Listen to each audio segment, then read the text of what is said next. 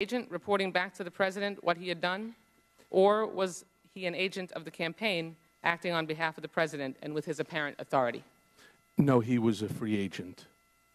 A free agent that was reporting back to the president what he had done? Correct. He frequently reached out to Mr. Trump, and Mr. Trump was very happy to take his calls. It was free service. Roger Stone says he never spoke with Mr. Trump about WikiLeaks. How can we corroborate what you are saying? I don't know, but I suspect that the special counsel's office and other government agencies have the information that you're seeking. Moving on to a little later in 2016, a major WikiLeaks dump happens hours after the Access Hollywood tape is released. Do you believe or are you aware of Mr. Trump coordinating or signaling for this email dump? I am unaware of that. I actually was not even in the country at the time of the Billy Bush tape. I was in London visiting my daughter.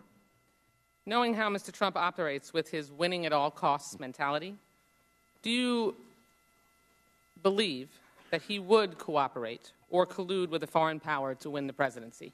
Is he capable of that? It calls on so much speculation, ma'am. It would be unfair for me to. I understand, but you have a tremendous amount of experience. Given Mr. Trump is all about winning, and he will do what is necessary within which to win. In your opinion and experience, would he have the potential to cooperate or collude with a foreign power to win the presidency at all costs? Yes. Based on what you know, would Mr. Trump, or did he, lie about colluding and coordinating with the Russians at any point during the campaign? So as I stated in my testimony, I wouldn't use the word colluding. Was there something odd about the back and forth praise with President Putin? Yes, but I'm not really sure that I can answer that question in terms of collusion. I was not part of the campaign. I don't know the other conversations that Mr. Trump had with other individuals.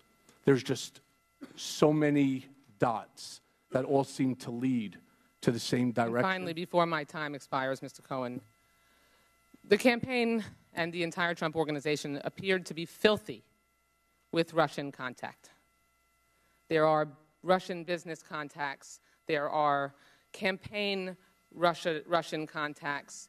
There are lies about all of those contacts. And then we have Roger Stone informing the president just before the Democratic National Convention that that WikiLeaks was going to drop documents in the public arena that we knew at that point were hacked and stolen by Russia from the Democratic National Committee. The gentle lady's time has expired. You may answer her inquiry. My question is, quickly, given all those connections, is it likely that Donald Trump was fully aware and had every intent of working with Russia to help make sure that he could win the presidency at all costs? Okay. So let me say that this is a matter that's currently being handled by the House Select and the Senate Select Intelligence Committees.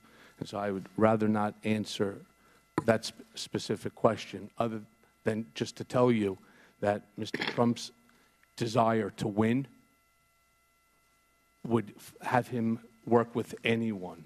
And one other thing that I had said in my statement is that when it came to the Trump Tower Moscow project, it was worth hundreds of millions of dollars, and we never expected to win the election. So this was just business as usual. Thank you, Mr. Cohen. Mr. Great of Tennessee.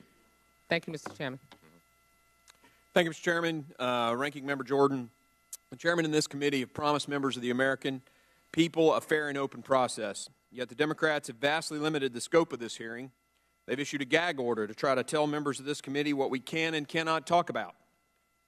My colleagues on the other side of the aisle claim that they want the truth, that they want transparency and fair oversight. Yet the Democrats' witness to testify before Congress today is none other than a scorned man who's going to prison for lying to Congress. Let that sink in.